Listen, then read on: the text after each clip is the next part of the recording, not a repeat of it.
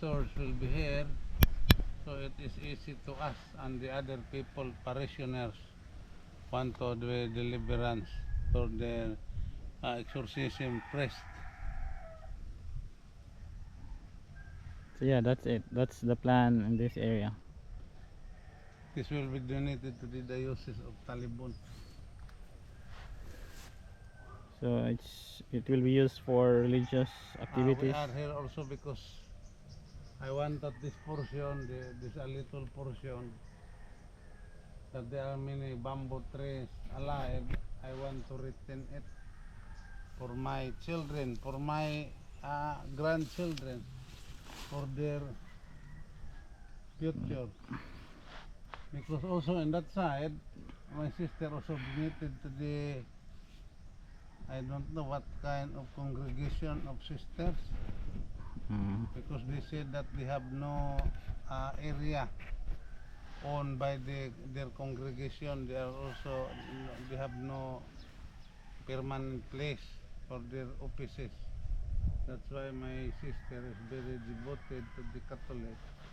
She also want to donate that to their congregation. Na di pa na ba itong bayan, no? Agong gusto mag-ngana diha aron maka-connect diha. Ka-connect na dito. So pang man adto lahiro dito nga.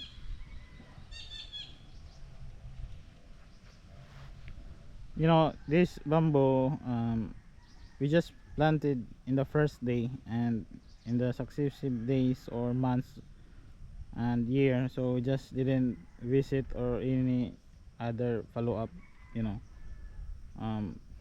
follow up because cleaning up its surfaces, you know, its sides of where it's planted. So yeah, we planted it one a day, and yeah, that's it. So no monitoring, but Kaya to am nanadong kanang ko ba. within a year there's really, you know, survive. But just that this part that have cover crops or this kind of grass, you know, the bamboo trees really don't grow, or it prevented them from growing. But yeah, it's you know, charge to experience. We'll learn from it, and we will, the next time we will make some follow-ups every month, or you know. So yeah, in this fish pen, we just you know, cultured I think 3,000 fingerlings of tilapia. But sad to say, it's the reality in this place, or I don't know, that there's always some predators, not just predators but human human predators. They will caught fish without even ask for the owner's permission. They steal. There are many thieves.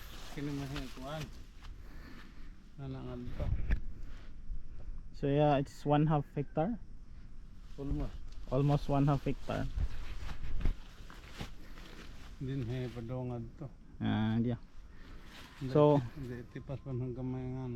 hopefully guys, that we could really upload every day of our vlog, Bulanon Sano. So yeah, this is just what we are, a part of our life.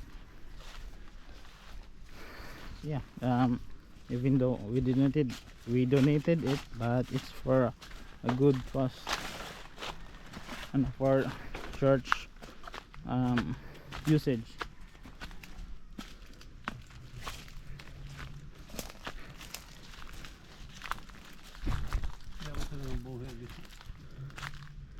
Ay, nilandslide na siya. Nilandslide na. Ano yung nilandslide? Ay, dayo sa. Ay, diri dapit. Gasod. Ha?